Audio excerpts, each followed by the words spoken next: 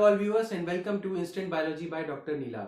आज जिस टॉपिक पे हम बात करने वाले हैं वो है फर्मेंटेशन।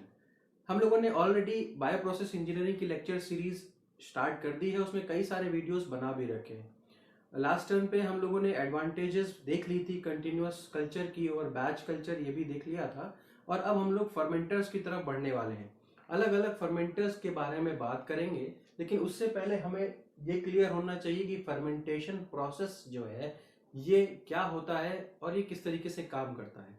फर्मेंटेशन जो शब्द है वो बहुत उसका यूज वाइड स्प्रेड है और अलग अलग फील्ड में उसका मतलब अलग अलग है, बहुत ध्यान से समझिए।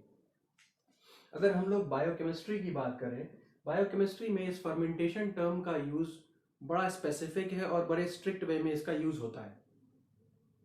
अगर देखें तो कहाँ इसका यूज है, मैं एक एग्जांपल के मदद से आपको समझा सकता हूँ। आपको पता होगा ग्लाइकोलिसिस, अगर आपने बायोकेमिस्ट्री में पढ़ा हुआ है तो ग्लाइकोलिसिस में क्या होता है, ग्लूकोज का कन्वर्जन होता है। किसमें? ग्लूकोज का कन्वर्जन होता है पायरुविक एसिड में। ये इतना पता होगा आपको। अगर ग्लूकोज पायरुविक एसिड में कन्वर्ट हो रहा है तो इस प्रोसेस को ग्लाइकोलिसिस कहा जाता है।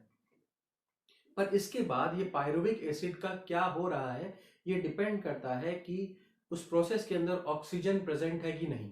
अगर ऑक्सीजन पाया जा रहा है, अगर ऑक्सीजन प्रेजेंट है, तो ध्यान रखिए तो जो प्रोसेस है यानी कि ये जो पायरुवेट है ये आपका क्रेब्स साइकिल की तरफ चला जाएगा। और अगर ऑक्सीजन नहीं पाया जा रहा है तो फर्मेंटेशन शुरू हो जाएगा, या ऑक्सीजन की एब्सेंस में एनारोबिक प्रोसेस शुरू होता है जिसको हम लोग फर्मेंटेशन बोल रहे हैं। तो यहाँ पे या तो फर्मेंटेशन में आपका लैक्टिक एसिड बनेगा या फर्मेंटेशन में आपका एसिटिक या इथेनॉल बन सकता है। तो हमने अपने एग्जाम्पल में आपको लैक्टिक एसिड या लैक्टेट बना करके दिखाया है। क्या हो रहा है, देखिए ग्लूकोज कन्वर्ट हो रहा है पायरुविक एसिड में और ये प्रोसेस ग्लाइकोलिसिस कहला रहा है। ग्लाइकोलिसिस में याद रखिएगा 2NAD जो NAD होता है NAD+ वो कन्वर्ट हो जाता है NADH में, यानी कि हमको रिड्यूसिंग पावर मिलती है ग्लाइकोलिसिस के अंदर।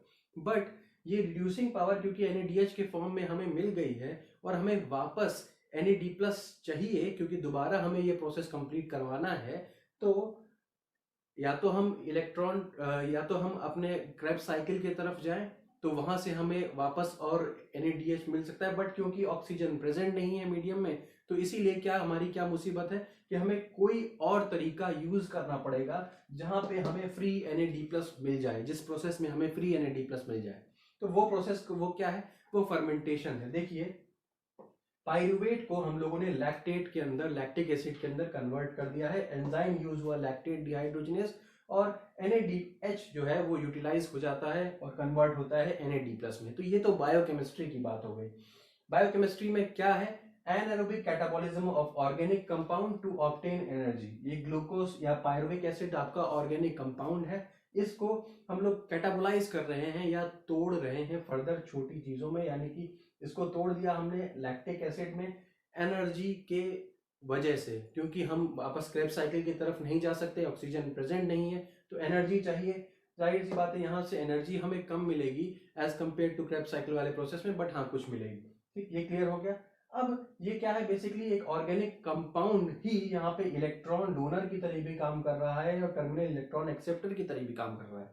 अब आप देखेंगे अगर इलेक्ट्रॉन डोनर की बात की जाए तो ये NADH जो है आपका ये इलेक्ट्रॉन को डोनेट कर रहा है, और इलेक्ट्रॉन को एक्सेप्ट करने वाला क्या है, ये प्रोसेस में आप देख रहे होंगे इलेक्ट्रॉन एक्सेप्ट हो रहा है, पायरुवेट से लैक्टेट के अंदर कन्वर्जन हो रहा है तो इलेक्ट्रॉन का एक्सेप्टेंस हो रहा है।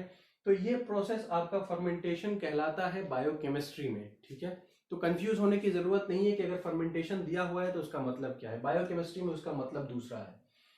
अब आइए, इंडस्ट्रियल माइक्रोबायोलॉजिस्ट जो होते हैं, जो इंडस्ट्री में काम करते हैं, ऐसे माइक्रोबायोलॉजिस्ट क्वालिटी कंट्रोल वगैरह में उनका काम होता है, उनके हिसाब से फर्मेंटेशन की डेफिनेशन अलग होती है।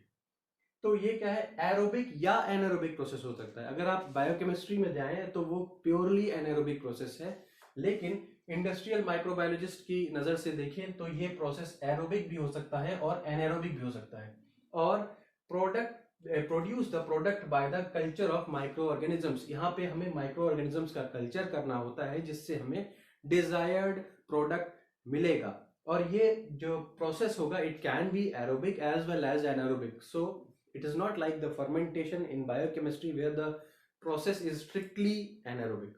ठीक है, समझ में आ गया होगा।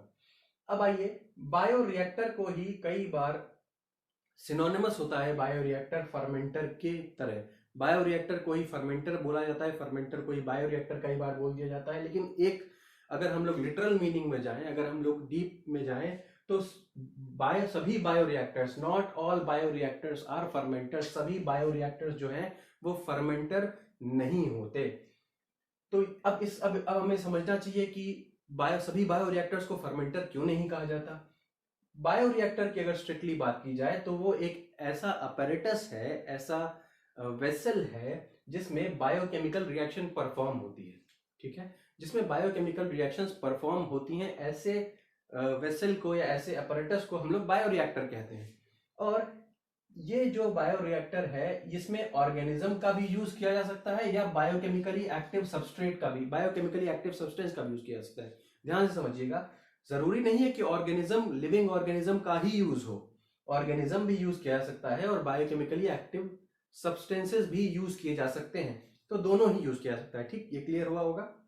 लेकिन और बायोरिएक्टर्स, और जब भी ऐसे बायोरिएक्टर्स जिनके अंदर लिविंग ऑर्गेनिजम्स का यूज हो रहा हो, स्ट्रिक्टली लिविंग ऑर्गेनिजम्स का यूज हो रहा हो या लिविंग सेल्स का यूज हो रहा हो, ऐसे बायोरिएक्टर्स को हम लोग फर्मेंटर्स बोलते हैं। तो दोनों में मतलब, दोनों में डिफरेंस जो है वो दिमाग में एकदम क्लियर कट बैठा लीजिए कि फर्मेंटर क्या होता है और बायोरिएक्टर क्या होता है। फर्मेंटर में लिविंग सेल यूज किया जाता है, बायोरिएक्टर में जरूरी नहीं है लिविंग सेल यूज किया जाए, एक लिविंग ऑर्गेनिज्म भी यूज किया जा सकता है और बायोकेमिकली एक्टिव सब्सटेंस भी यूज किया जा सकता है। तो और अगर बायोप्रोसेस इंजीनियर्स की नजर से देखा जाए तो फर्मेंटर कुछ नहीं है, वो ऐसा एक वेसल है, ऐसा एक अपरेटस है जिसमें प्लांट और मैमेलियन सेल का कल्चर किया जा सके। तो हम लोगों ने देखा इंडस्ट्रियल माइक्रोबायोलॉजिस्ट की नजर से, हम लोगों ने देखा बायोकेमिस्ट की नजर से, और फाइनली बायोप्रोसेस की नजर से भी हमने देखा कि आखिर फर्मेंटेशन क्या होता है, फर्मेंटर क्या होता है, बायो रिएक्टर क्या होता है। इन सारी चीज़ों के बारे में हमने डिस्कस किया और ये बेसिकली एक इंट्रोडक्शन जैसा था कि आगे जो हम फर्मेंटर्स के बारे में पढ़ने वाले हैं उसके बारे में एक इंट्रोडक्शन जैसा था। उम्मीद करता हूँ कि इस लेक्चर से आपका थोड़ा कॉन्सेप्ट, आपको एक ओवरव्यू मिला होगा, एक कॉन्सेप्ट क्लियर हुआ होगा कि फर्मेंटेशन क्या होता है और फर्मेंटर्स क्या होते हैं। अगर आपको ये वीडियो पसंद आया हो तो प्लीज़ इसे लाइक करिए और हमारे चैनल को सब्सक्राइब करिए। और अब हमारे साथ आप टेलीग्राम पे भी जुड़ सकते हैं और हमारे साथ वेबसाइट के ऊपर भी जुड़ सकते हैं हमारी, जिसका लिंक, जिसकी डिटेल्स हमारे इस डिस्क्रिप्शन बॉक्स में दिया गया है। Thank you so much, have a great day.